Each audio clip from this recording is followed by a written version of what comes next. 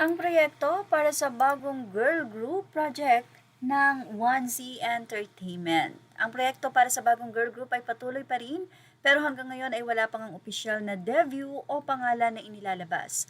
Ang kumpanya ay nasa yugto pa rin ng paghahanap at pagbuo ng mga miyembro. Audition sa trainee search. Sa unang bahagi ng 2024, opisyal na nag-anunsyo ang 1Z Entertainment na mag-hold sila ng auditions para sa kanilang unang girl group trainee batch.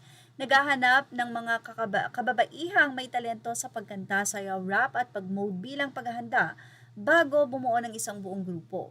Sa pinakahuling auditions na nitong January 2026, nag-announce na ang 1Z Entertainment na nagbukas sila ng trainee auditions para sa lahat ng genre. Yan po ang ibinahagi ng 1Z kamakailan lamang. Lalaki at babae, edad 15 to 25 na may talento at determinasyong makapasok sa P-pop scene. Ang audition entries ay kinabibilangan ng 1 minutong dance at vocal routine. Ayon sa mga fan posts at komunidad, posible na ang ipinapatakbo ngayon ng audition ay para sa bagong batch ng trainees na posibleng kalahok sa final girl group o iba pang future groups. Ito rin ang ikalawang phase ng proseso habang hinihintay pa ang official debut.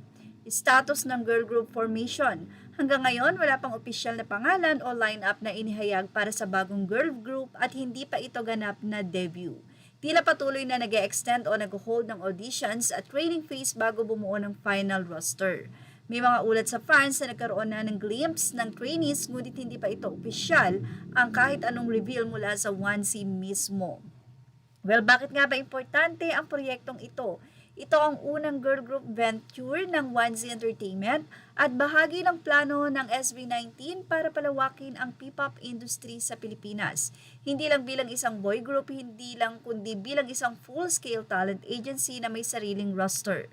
Sa interview, sinabi ng team nila na gusto nilang lumago ang genre at magkaroon ng bagong mukha ng P-pop na may sariling identity, suportado ng proper training at creative freedom. Na ito ay ibinahagi kamakailan lamang ni Pablo sa nasabi nga pong pagkakaroon ng event or meeting ng SB19 kung saan ay ibinahagi nila sa kanilang mga partners ang kanilang mga plano. At isa na nga dyan, ang nalalapit na announce ng nasabi nga pong girl group of 1Z Entertainment na nakalagay na po dyan the upcoming GG of 1Z Entertainment.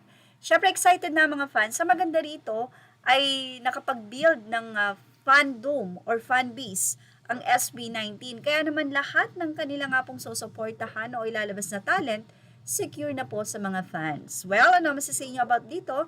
Ilagay na ang inyong opinion sa ating comment section. Images or all credit to the rightful owners. Please like, share, and subscribe. And thank you for watching Showbiz Now.